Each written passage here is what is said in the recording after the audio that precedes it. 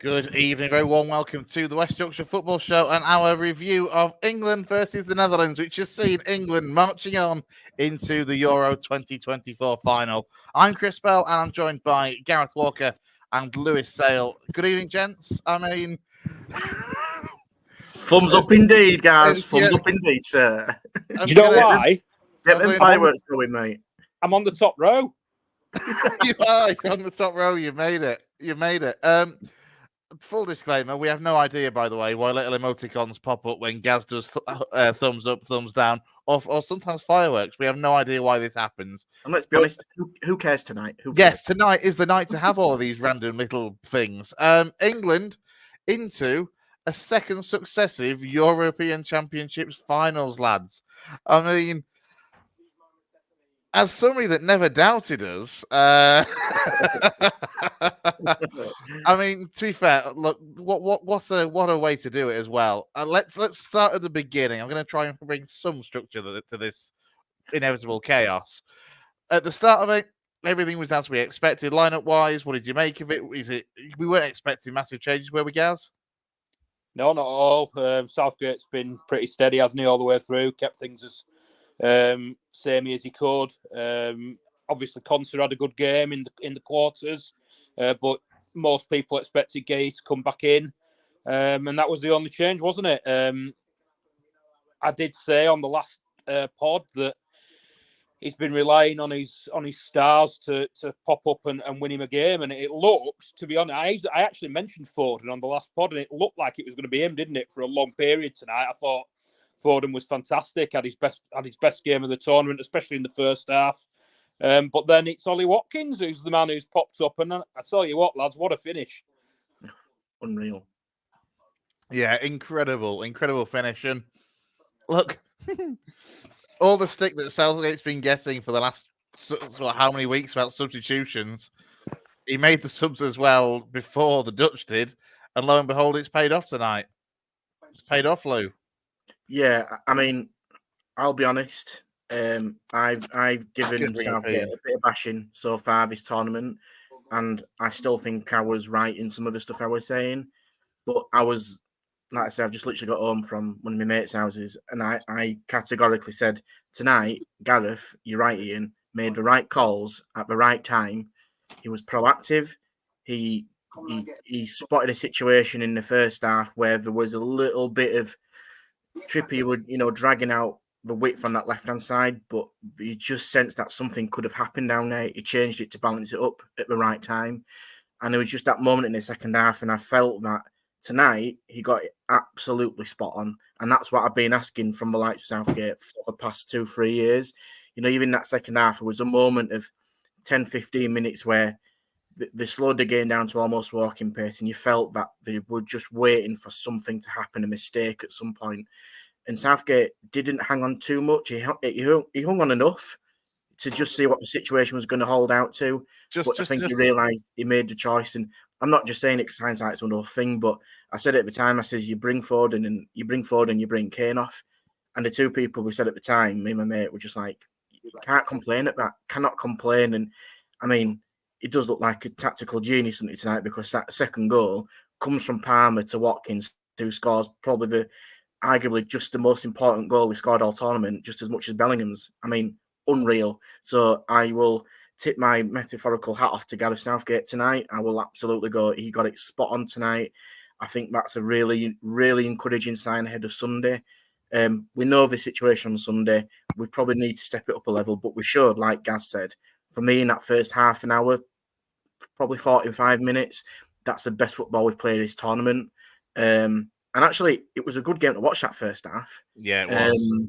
So we know that we're capable of doing it. Yes, we need to do it for longer against a better opposition, and we know the challenge that come up against us. But I mean, Chris, you've predicted it. To be fair, absolutely fair play. But I mean, for us to do it in that way tonight, we're not even stretching it into extra time, an extra half an hour on legs and penalties and all that mental, exhaustion that you can go through. That you've saved that for Sunday as well. I mean, what a perfect time to score. Yeah, absolutely. I'm going to bring up Adam's comment. Friend of the show, Adam Bridson. What a finish that was from Watkins. Absolutely superb technique. It was indeed. And I mean, just on the subs from Elo, I think He must have known. Southgate must have known that he's left them just enough to start annoying you, long enough to start irritating you, and then he makes them, and there we go. Hey presto! I mean, the Shaw change at half time, I think, got us a little off guard as well. We thought Shaw would come in at some point. I don't think we saw it necessarily coming at half time. The only kind of issue we had was the ideal game for Shaw was the first half, because credit to Kerman, he made the changes, tweaked things. All of a sudden, the Netherlands were a lot more compact. They were deeper. All the space that we'd actually had joy finding to play in that first half just completely disappeared. Yeah. And that is what then ended up making it. I think I said it one of the group chat talked about that. It suddenly became a situation where it was almost like the previous games, because we were having to be going up against, two banks of players and trying to work a way to break through.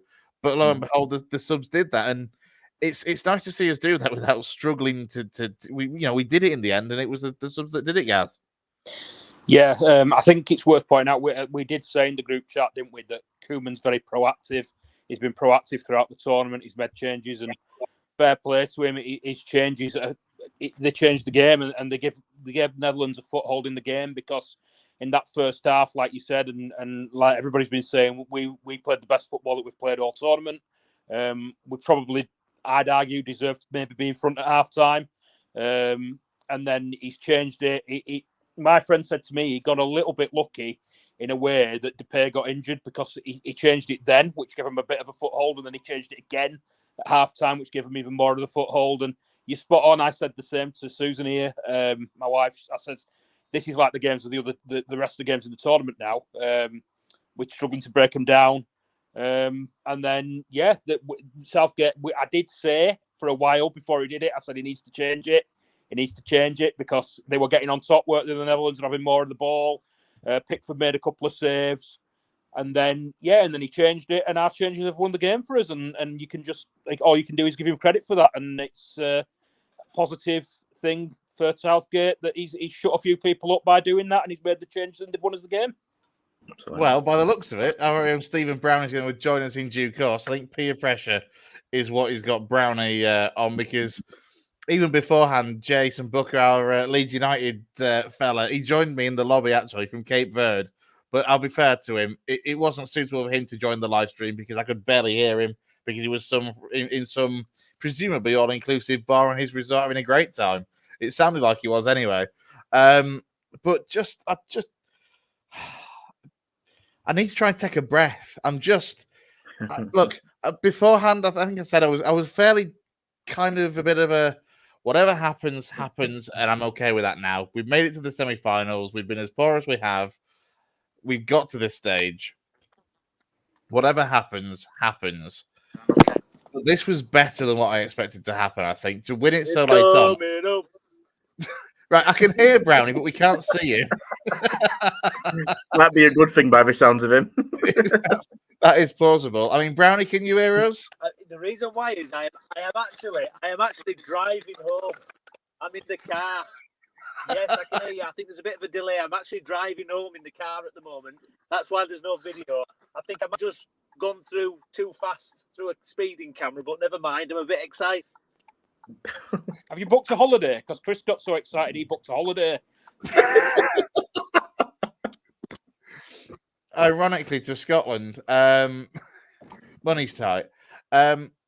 Look, let's talk. I mean, Brownie, what did you think? If you can hear us without too much of a delay, what did you make of it overall? Yeah, I thought first half we were absolutely fantastic. All right, maybe not fantastic, but we were very good, much improved. It's almost like the early goal kind of woke us up a little bit as well. You saw us go on the front foot. We managed to get the penalty. I thought that was a bit fortunate. I didn't think it were a penalty, to be fair, but who cares? And I thought it was a good half, really good half. I thought Phil Foden was absolutely brilliant. Slowed down a little bit. Netherlands changed it up, and we struggled to kind of dominate like we had done. And I actually thought they were, but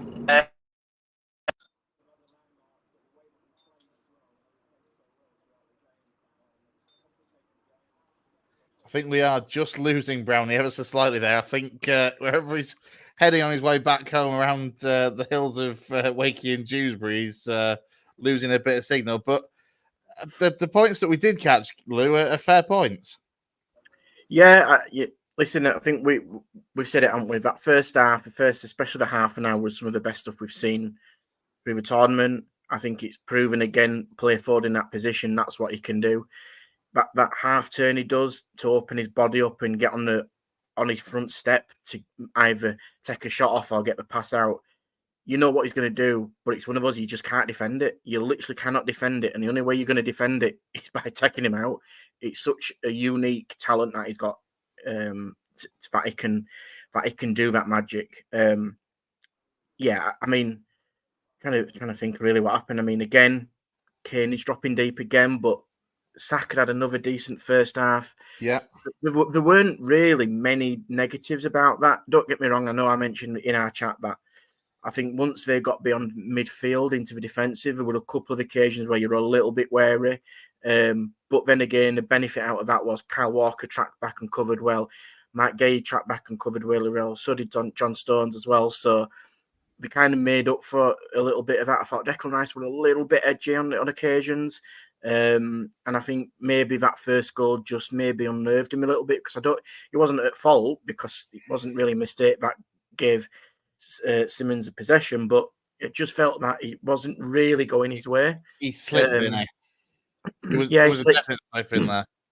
Yeah, and I'll be honest, I think Walker should be doing a lot better. He should be standing up. He shouldn't be turning his back.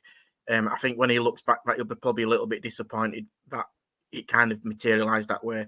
You want your defender to stand up, be strong, and just take one for the team. But instead, when you're turning your back, you make yourself half as wide when he's doing that. So it's a great strike from Simmons. Don't get me wrong, and I'm not saying Kyle Walker would have stopped it, but at least give yourself a better chance rather than twisting your body. But listen, it's heat of the moment stuff. Sometimes you've just got to accept it. It was a great strike. But yeah, I agree a lot with Brownie. I thought we were decent. They had the moments. We had the moments. You felt, weirdly enough, I think just before half time, we could have just sneaked one just before half time, which probably would have been perfect. I think Gaz's point about Depay as well is a real good point, because he is their focal point, and I think we did a really good job on him. And I think that forced him into that change. The change in shape surprised me a bit as well. When I brought Verman on for Depay, that did surprise me. But obviously when Vegas came on, it gave him that central point to go and attack with. But listen, we've done the job. And the benefit again is, like I said earlier, that we were probably at the same point, if not at some points, ahead of the Netherlands in terms of tactical thinking and system changes. I think Southgate probably recognised Koeman's done it in a couple of games before, changing at half time. So he's learned from that. Brilliant, because he's matched it up. And I know your point in the second half, Chris, about obviously Netherlands changing the system to avoid them spaces on the wide areas, which they needed to do because there were acres of space. We were killing them, weren't we, first half? We were. And to be fair, I actually don't think it was a bad move to bring on Shaw, even if he knew that were going to happen anyway, because he's still added that balance. Yeah, Shaw's actually sometimes on the left side of a defence, even in the back three, is capable of doing that. So it was fine. And yes, it was sometimes a little bit tedious that second half. It was like a game of chess. But again, we had the players to just get us out of that situation. And again, come back to it. It made the right subs at the right time to affect the game, and we needed it because it felt like it was just drawing out into extra time, possibly penalties. And it's just that one bit of magic. And we've got the players, we've said this throughout the tournament, despite performances, we have players that have moments. Ollie Wakins has had plenty of moments for Villa this season. And I think this is one thing that, again, I'll praise all the coaching staff and the players included at the moment, that when they've been asked to do something and come up with the goods when they've come off the bench, they've affected the game. And you go back to the likes of Cole Palmer, who's done it. You know, Kobe Mainoo, who's come off the bench and done it and now got himself a starting spot.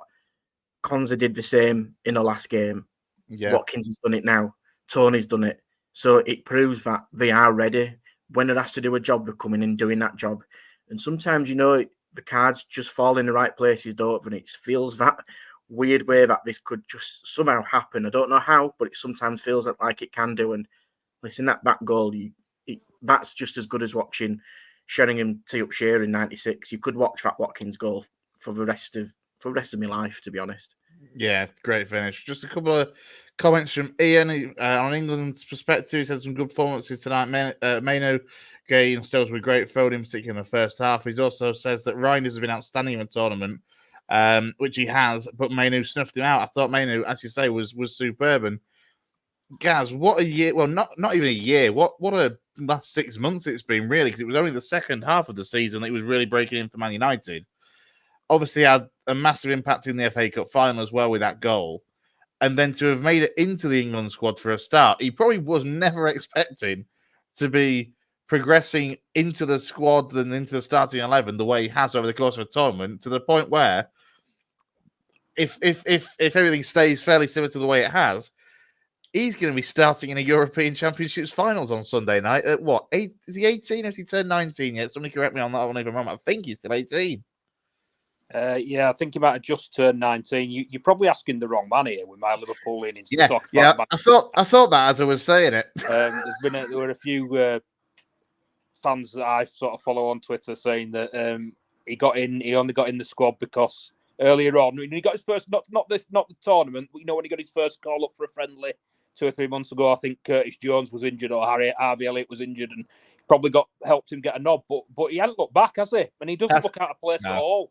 You can't help but give him credit. I thought he was absolutely fantastic in the first half, and even in the second half, he just doesn't look out of place. And like you said, 19 years old. I was thinking the other day, is there a youngster that's done that in the tournament? The only other one you can say that comes to mind is obviously Yamal for Spain, who's only 16, but he's going to be generational, isn't he? Mine, who could be generational, you don't know. He's got such a long career ahead of him. He's been absolutely fantastic. I thought. It's really worked for us. We talked earlier in the tournament about when Southgate made that comment about we don't have a Calvin Phillips, and we were all saying in the group chat that we thought that if you wanted a Calvin Phillips, he should really put Adam Wharton in the team. But Adam Wharton's been his last pick central midfielder. I don't think he's actually got any game time, has he? He's gone from Trent to Gallagher to Mainu, and Mainu has just been absolutely fantastic all the way through. Like I said, doesn't look out of place at all. His technique, he's breaking the lines.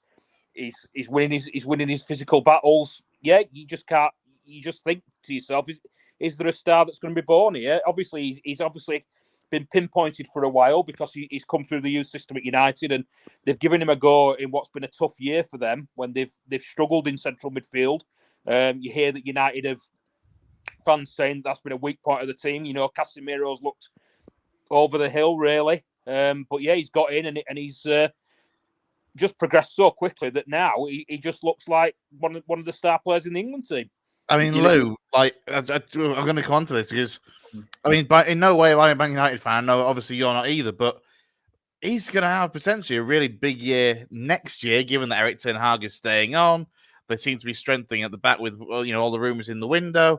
Next year, on the whole, for Kobe Mainu, might be a really big year, both at club and potentially international levels, going to what will it be next? The Nations League, I think, before qualifiers for the World Cup. You know what? I'd like to think I'm not bad on first impressions. I'm not blowing me on trumpet, but I think, when you see a play, you think, yeah, he's got it. I probably underestimated how good Kobe Mainu actually is. I think that's fair. I think a lot of people have. Yeah, I think when I first saw him, you could see he had the ability, don't get me wrong. Every game I see him, he seems to be getting better with every game I watch him. He isn't an 18, 19-year-old kid. He's an 18, 19-year-old man he seems to be playing beyond his years. And obviously people are going to, like I say, make that kind of comparison with Yamal from Spain. I mean, understandably, because for two young kids in a tournament who were absolutely flying, they are different players in terms of what they bring. Yamal is probably more of a match winner. And you look at Mainu, what he's given us in a squad that we didn't have at the beginning of this tournament is balance. He's allowing Declan Rice to be a little bit more combative, a little bit more freer in his role. And I think actually, weirdly enough, it's helped us, but I actually think Declan Rice has to adapt his game a little bit in this tournament because he's now got Mainu alongside him who will get stuck in, but he's probably more of a creative. I mean, some of his footwork and some of his vision is I'd argue is as good as Trent sometimes. His passing range might not be as good, but his actual vision and awareness of what's happening around him, I think, is just as good. From an England perspective, to have them two in midfield is a joy to watch. And I think as long as he carries on, he is likely to be in the next England squads for the next 10 years at least. He's got the ability to do it. And let's be honest, when you look on Sunday, he's probably one of the first names on the team sheet. That's how good he has been. And I think it's worth pointing out tonight, Lou, that Rice had a poor game by his standards. And Mainoo's been probably the best midfielder on the park. And he's not let Rice's not saying he was below average for Declan Rice, I'm saying, as a performance. And Mainoo's not let that affect him. And he's carried the midfield and he's really stood out to a certain extent. I agree. And what did we say before the game? That, we felt the midfield was probably where we are on paper. We looked the strongest, and that's where we could not overrun them, but dominate this game. That's probably where it was going to be won. And listen, like you say, I don't disagree. I think from Rice's perspective, he did average. He were okay, but without really being the Declan Rice that we know he can be. And like Kobe Mainoo is taken on the role of being creative. There's occasions when I know he went out of play, but he's running the line on the left wing, but he's capable of doing it, and you feel comfortable in doing that because one, he's capable of tracking back, but also that Rice is going to cover him. So there's not that worry that if Declan Rice were going to do it, nobody else is covering him, and it does add that balance. So listen, you do go back to that point, like you said, guys, about Southgate saying you're missing that Calvin Phillips. Well, actually, the decision to bring the likes of Mainoo and has adapted. It's almost evolved that position now into how we're running that centre midfield. And listen, we're not a Spain who've got a Rodri and a Pedri and all that kind of stuff. But let's be honest, Rice and Mainoo at the moment are not doing that bad either. So it's going to be an interesting battle. He's going up against the likes of Rodri, who've probably been the best centre midfield in the Premier League for the past 2 or 3 years. He's been probably one of the best centre midfielders in the tournament. But he didn't play too bad against him in the FA Cup final, did he? So he knows how to play against him. There's no surprise there. So I think it's a really interesting dynamic. He keeps on pressing me even more, and like I say, it feels like he's one of what I'll compare him to a little bit like, and this might feel like a little bit over the top, but it feels like he's just as important to us like what Kante is for France. Not the same player, but I reckon that in terms of importance and being that anchor point in the centre midfield, I feel that's how important he is to us at the moment, especially under Southgate. And let's be honest, I think if it is Southgate's last tournament, which we're probably expecting it will be, under maybe a new manager in a different way of thinking, he could even evolve even more. So, and like I say, playing at a massive, huge club like Man United can only benefit him. So it's great to watch. I think it's really encouraging to see a kid that young become a man. He's certainly got a massive, massive future ahead of him. I don't want to dwell too much on this, but the penalty. Now, in the group chat, I think it's fair to say the majority of us were absolutely surprised when that was given. I know in a couple of group chats that I was in, we were all like, how is this being given as a penalty? Why are VAR checking it? There's nothing really in this. But then it's our very own Jason Booker. He was very much in that, actually, I can see why this has been given, camp. And actually, it turned out at half time. So could Ian Wright. I mean, what did you two make of it for a start initially? The more I watched it, the more I can see possibly why it was given. But I certainly wouldn't classify it as clear and obvious. And that is the VAR for me has been used really well in this tournament overall. But I didn't, because of that, I didn't expect it to be given. I didn't expect it to be classed as clear and obvious. But my God, I was delighted when it was given. I didn't think it was a penalty on first view. I've got to ask myself, what is he giving the penalty for? It's not a dangerous challenge. He's gone for the ball. Kane's got the shot away. It's more, when I first saw it, I thought it was more that Kane kicked his foot on the follow through. But then it was the other way in the end, wasn't it? It was Dumfries. Yeah, it was yeah. And I didn't sort of realise that till I watched it back, and I saw a few people on Twitter, and obviously Jay said in the group chat that he thought it was a pen, and then you watch it back and you think, yeah, well, maybe Dumfries has kicked Kane more than Kane's kicked Dumfries. But then, yeah, I didn't think it was a pen. I was amazed when it went to review because I don't think the commentators didn't seem to think it was going to review, and then it was like a bit of bit of an afterthought. They sort of say, "Oh, hang on a minute, they're going to look at this." Well, they were talking to, is it Christina Uncle, the American VAR expert specialist, and she was like basically saying, "No, this isn't going to be given." And then they were all like, "Hang on a second, it's come up on their screen, it's come up on the B screen." He's been, and then the next thing you know, he's walking over, and you're like, "Well, hang on. Usually, 9 times out of 10, as we know, that means it's going to be overturned." Well, I actually thought, like, when he walked over, I was thinking in the Premier League, this means 9 times out of 10 it's going to be overturned. But what does it mean in Germany? Because this guy's a German referee. So does it mean that are they as likely to overturn it as an English referee would be? But yeah, he obviously decided it was a pen, or they decided it was a clear and obvious error, which is debatable, and you don't normally expect those things to go England's way, but it did this time, and I'm rather grateful for it. Going to bring in Digler's comment. I mean, he says certain angles the pen look like a 50-50. I mean, what was your take on it, Lou?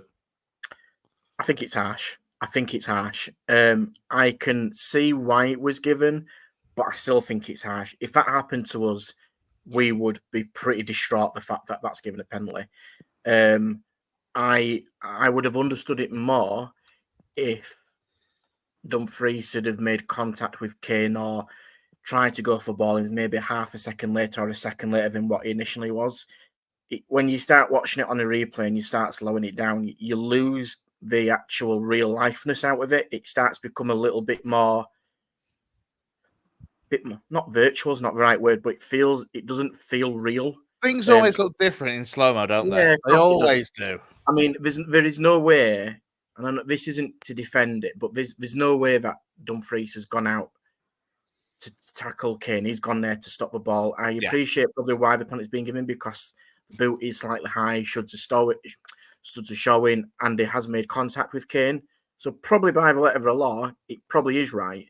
But I think when you're in the real life situation of you're both going for the ball, it's one of those situations where they've made contact at a very, very similar time. There's literally milliseconds in it from actually happening. I think it's harsh. But listen, what did we say on Monday? If something's gonna happen, let it go in our favour. And I can't really remember a last time we had a call like that. I'm trying to think back as to when we did. It crossed my mind as well. I mean, I'm going to use that then as to lead us into looking ahead, because I'm now thinking, God, I hope that is our luck of decisions that's all been used up in that one when we have to go to face Spain in the final on Sunday. It's one of those where I think, if that happens in our box on Sunday and it's given as a penalty, we'd be like, hang on a minute, that's not a penalty. But I'm actually a little bit more worried about the fact that our luck might run out for the rest of the game. And I still think that we got some favourable decisions during the game tonight. But listen, you take it. You absolutely take it, don't you? It's nice to be on that other end of it. How many years have we been saying that? Sometimes you just need that little bit of luck on your side, that just rub of the green, something out of nowhere. None of us really been realistic. I probably expected, like you guys have said, for it to go to the screen. It did. And even I agree with Gaz. I was thinking there's got to be a time when a decision's not been given, even though it's gone to the screen. This could be the time, and it still was given. But yeah, hopefully it hasn't run out. Hopefully we do probably get one more to win us the Euros. I don't really care. I would have cared if it happened against us, but right now I don't care. And yes, probably, like I said earlier, probably by the letter of the law, it's a foul. And I don't know, am I being a bit cynical here? But, Kane was, I don't know, how can I put this politely? Kane went down. He made sure the referee had been called. There was probably a foul in there, which I think probably helped the cause as well. And that's not to say he's faked it at all, far from it. I'm not saying that one bit, but what I'm saying is I think it probably made a case for that review to happen, probably more than it may have done if he'd have just got up and walked away. Yeah, absolutely. I mean, Ian Wright made the point at half-time as well, to be fair, that if that happens anywhere else on the pitch, it's probably given as a foul, so why would it not be in the penalty area? And obviously, that was the way that the German officials looked at it. Let's look ahead then. Gaz, Spain in the final. Now, for the entire tournament, we've been wax lyrical about just how good the Spanish have been, and now we have to face them. Yeah, they've been the best team in the tournament, haven't they? I thought all the way through them and, well, until Germany went out. It's a shame they had to play Germany because I thought those two were the best two teams in the tournament. And obviously that game could have gone either way. I thought when Germany equalised that they'd go on and win it, but obviously Spain showed some real bottle to score late on against the home nation like they did. I think their attacking talent, Yamal, been phenomenal. Nico Williams, phenomenal.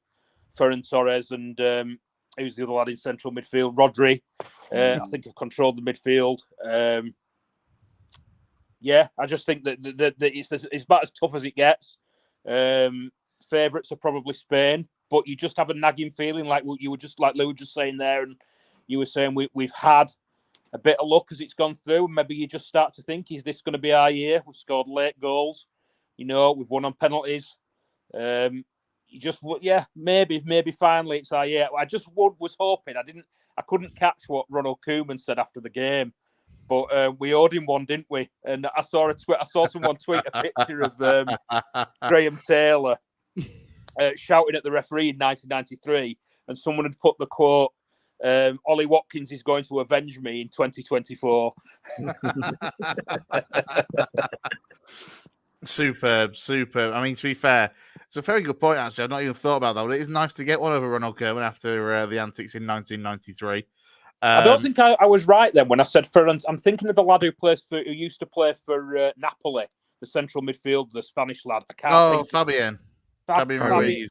Fabian Ruiz. I think he's been fantastic. I said That's Ferran Torres, but I was meaning Fabian Ruiz. I think him and Rodri have been fantastic all the way through the tournament, as has Nico Williams, as has Yamal. So it's going to be a real test, but who says we can't do it now after the way this tournament's gone? I mean, Yamal obviously scored an absolute peach last night against France at the age of 16, but by the time Sunday rolls around, Lewis, he'll be 17. He's not just a kid anymore. No, he's grown up, hasn't he? Grown up about a year. Yeah, I echo a lot of what Gaz has said there. I think, listen, they've got a couple of players back. Lemond and Calvial will probably come back into the starting 11. They're experienced. But what I will say is probably this is quite a pragmatic way of thinking about it, but we've gone through quite a bit of suffering this tournament in terms of performances and the almost kind of craving to do better than what we've done so far. And I'm not too sure really if Spain have had that. They've largely been on top throughout the games. They've probably had the better of the play throughout most of the games, whereas for ourselves, we've ground stuff out. We've battled. We've had to play against teams with low blocks, and we've sometimes tried to cope with teams who've thrown everything at us. So we've probably, in tournament football this time, we've probably experienced a lot more than what they may have gone through, which might potentially help us. I think today we saw that example of when the Netherlands started to gain a bit more control of the play and possession and slow things down and try and catch us out. We'd been through that before in the tournament, so we knew how to kind of cope with that a little bit better. I think even taking learnings from the Switzerland game, I saw a bit of a shift in mentality a little bit and even a bit more stubbornness where Switzerland were throwing everything at us and we knew that at some point the dam was going to break. Tonight, I didn't get that feeling. They felt like they were on top in possession. And don't get me wrong, Pickford made a great save from Ake, which you're going to have from a goalkeeper. You're going to have an unbelievable save or a world-class save at some point. We all know, like I said, Spain are going to be favourites, and deservedly so. They've played the best football. But we've done the job, and we actually have done better tonight than what we've done. We're starting to weirdly enough, we seem to be peaking at the right time. We talk about this in league situations, don't we, where you peak at the right time towards the end of the season. Like Slovakia, we know that we were fortunate to get out of that, and we knew that was a moment in time that many people might not forget about Bellingham. But then you go and play Switzerland, and we had a decent first half against Switzerland. And then second half, we lost away a little bit, but we've gained a foothold in that again. Tonight, the same first half, we've done okay. We've steadied the tide a little bit in the second half, but again, Southgate's brought us, to be fair, out of that, and the players have helped out of that. So we feel like we're just learning a lesson by lesson each game. and that could stand us in really good stead for Sunday. Do I think we'll win? I'm going to tempt fate and say no, because I've been negative throughout our tournament and predicted us to lose. I expect us to go out of the quarters, and we've got this far, so I'm going to keep up the record, and I'll take the hit on our little in-game predictors between us lot, because there's just something in the back of your mind thinking, just somehow we've got this far by not playing particularly well. Can we do it? And listen, Spain could have a real off day. They haven't had one yet. There's a possibility that they could potentially have it. We could have it, and they could have it. Do I see it happening? Probably not. But what I will say is that we have the players to counter Spain if they're not on it as well. Yeah, and I think it's worth pointing out that today, when the Dutch were a bit more open at the start, that's when we looked good. When they shored it up, like you said, the game's gone to how it's been in the other games throughout the tournament, where it's been a bit stodgy. We've not looked great. We played our best football when the Dutch were a bit more open. And I would imagine the Spanish have been very attacking all the way through the tournament. You would hope, in a way, that might give us the space to play. If we can cope with them defensively, that might give us the space to play. It'll be interesting to see. I know you're saying they could have a real off day. Is Morata going to play? How bad's that injury from when the guy slid into him last night? I know he's not been fantastic he's not like scored a lot of goals, but he's obviously the captain. He's the leader, a focal point. He's a figurehead in that squad. It could be a blow to them, not having him to lead the line up front. So we've got every chance, Lou. Every chance. I think as well. We both look at it. We all look at it rationally, don't we? Where we know that Rodri is arguably one of the best centre midfielders in his position in the world. We know that. We know Pedri and, like you said, Fabian have had a great tournament. So when you look at it on paper, they've probably got a stronger midfield than us. The interesting thing is, what does Southgate do in terms of, does he play Shaw or does he play Trippier? Because you've got potentially Saka/Walker up against Nico Williams, who is pacey and is direct. But we know that actually tonight, Gakpo's had a decent tournament. Didn't really get much of a look in tonight. Kept him quiet. You've got Yamal, who is an absolute generational talent. Now, how does Trippier/Shaw/Gabe potentially go up against him? You know, they've been okay. Trippier hasn't set the world alight, but he can do a job when you want him to do a job, and he's that leader that you need him to do. And Shaw adds that balance at the right time. And Gabe, to be fair, has had a decent tournament. He's probably not come up against somebody like Yamal. That's the only difference. So does he potentially put Shaw at left centre back? I don't know. It's gonna go through his mind. I think that's a conundrum. I actually think defensively we can get at him. I think we're good enough up front to really get at him. I think that is their weakness. You know, I look at the likes of Cucurella up against likes of Foden and Bellingham. They've played against him before. There's going to be no surprise. On the day, I think we can get the better of people like that. I think, again, the centre-back partnership isn't as strong as a Van Dijk and a Divrij that we had against Netherlands. I think we're like for like. Carvajal, obviously, you know, world-class right-back who's been there and done it.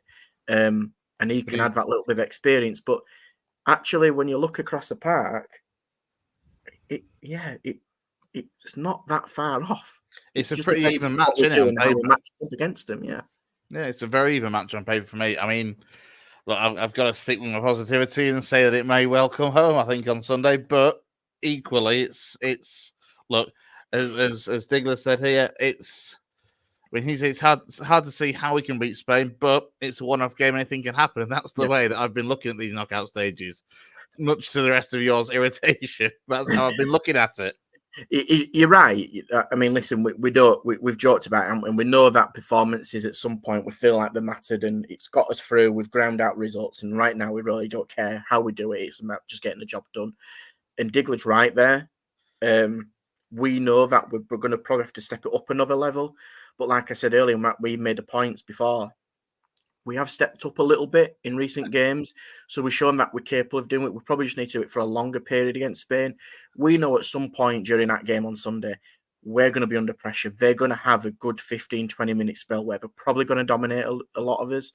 It's up to us to be resilient and stubborn and see out that real period of possible uncertainty. And again, the encouraging thing, and I'll bring it right back to what I said at the start, is Southgate has well, he's not reacted. He's been proactive tonight. That's a difference, and it's how brave is he potentially going to be against somebody like Spain, who are another level up from what we've seen in this tournament.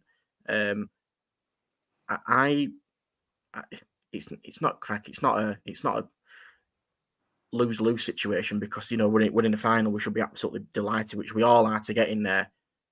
But when you start looking at it again quite rationally, and you look at it against the team like for like, we're not that far off. No, we're not. It depends. It depends how we perform. Can we get off to a start?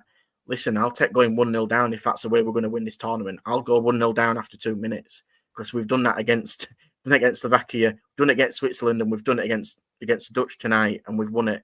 So, and again, that's another thing in the camps, that pocket where if we go 1-0 down, we've proven that we can come back and still win that game, which will kind of, I think, be in Spain's back of the mind, and slightly a bit wary of that, because they'll know that we won't give up, and we'll still keep on doing what we're doing, and we'll stick to what we think we're good at doing. So, listen, it'd be different if we go 2-0 down. That's something we've not done this tournament.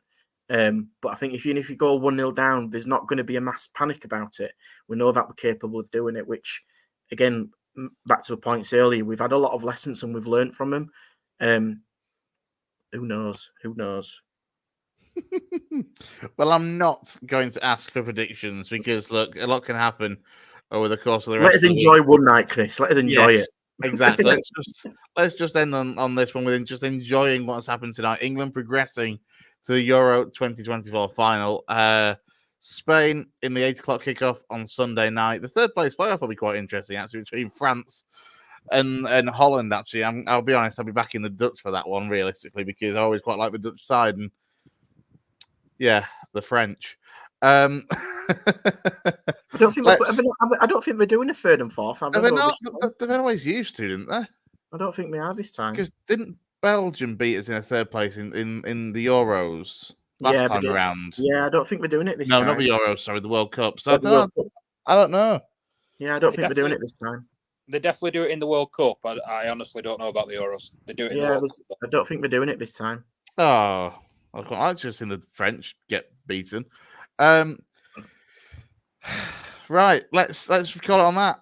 If you have been following us for the last 45 minutes almost, big thank you to those who have commented as well. Do like and subscribe on all the stuff that we do. The West Yorkshire Football Show on YouTube. You can search for us on X as well as Facebook. As I say, if you have liked what you've seen and you want more content, or you're a fan of any of the West Yorkshire clubs, do like and subscribe. We will no doubt be back probably before the Euro 2024 final, I suspect, on Sunday. We'll definitely be back next Monday with our Monday night roundup, as always. Big thank you, as mentioned, to everyone that has commented tonight. But from myself and from Gaz and from Lewis, enjoy the rest of your Wednesday evening, which saw England progress to a Euro 2024 final on Sunday. Maybe, just maybe, it might come home. See you later.